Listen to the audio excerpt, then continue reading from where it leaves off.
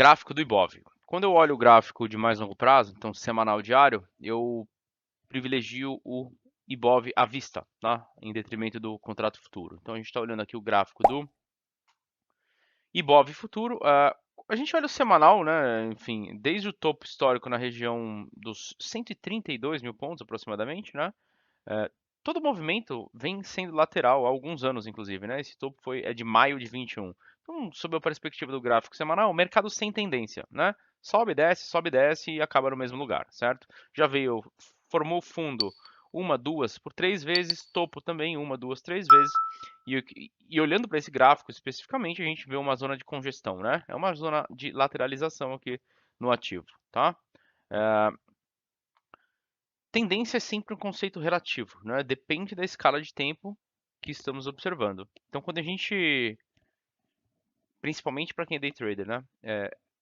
Olhar o gráfico semanal, ok, a gente já entendeu que o mercado não tem tendência, mas o que a gente precisa fazer? Diminuir a escala de tempo e entender as tendências de menor fractal, né? Então, a gente, olhando para o gráfico da direita, tive um gráfico diário. Cada barra representa um dia de negociação. E aqui, sim, que a gente tem uma interpretação, e aí, quando eu digo interpretação, eu me refiro à teoria de Elliott Waves e eu me refiro principalmente a esta estrutura de preço aqui, tá? Todos os ativos em todas as escalas de tempo, por conta das propriedades fractais dos mercados, para sair de um ponto A e chegar até um ponto B, a estrutura é sempre essa, tá? Minha avaliação é de que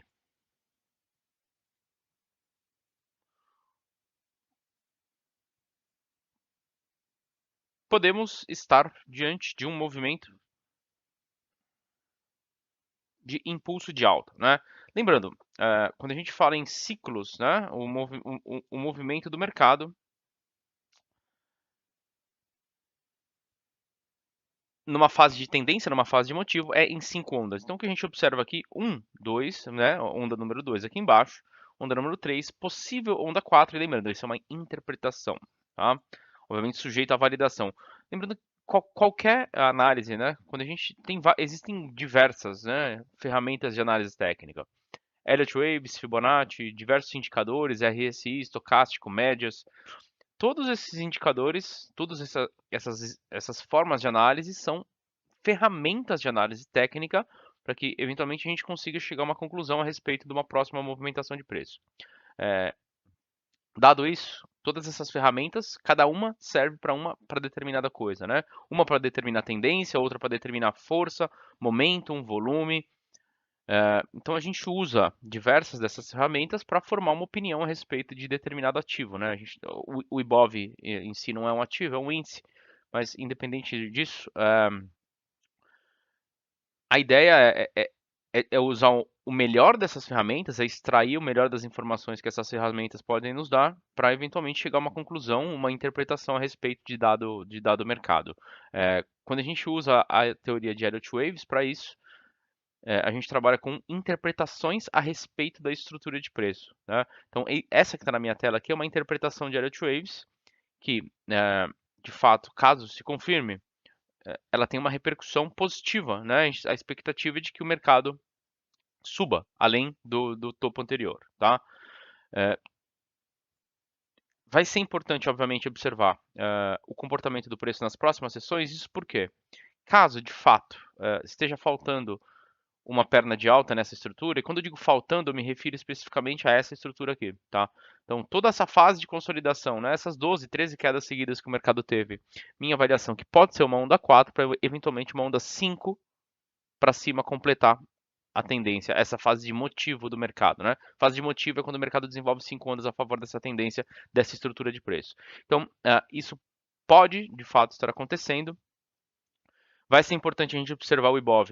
E aí eu digo nas próximas sessões, porque quando o mercado está numa fase de impulso, né, assim como nesse retângulo azul, o que a gente vê é um movimento decisivo, né? O mercado vai. As tendências são formadas por estruturas de impulso, assim como essas aqui, ó. Tá? Essas são as estruturas de impulso. A representação gráfica acima é a mesma, mas essa aqui é a estrutura que a gente está procurando, tá? Para eventualmente identificar oportunidades de trade. Então, essa interpretação ela fica mais provável com o Ibov trabalhando acima dos 118.134, né, que é um pivô de alta aqui, Eventualmente rompido, pode sim buscar a região de próxima resistência. A gente vem trabalhando com esse grid aqui. Eu tenho como objetivo, caso essa interpretação se confirme, a região dos 126 mil pontos. Lembrando, à vista, né? A gente converter, olhar o futuro, fazer um paralelo com o índice futuro, o preço não vai ser o 126. Tá? A gente está negociando o contrato de outubro atualmente. Então a gente tem que converter, obviamente, essa análise para o índice futuro, mas é uma análise de longo prazo, né? A gente está fazendo projeção num gráfico diário, então, portanto, não é expectativa, obviamente, não é para sessão, né?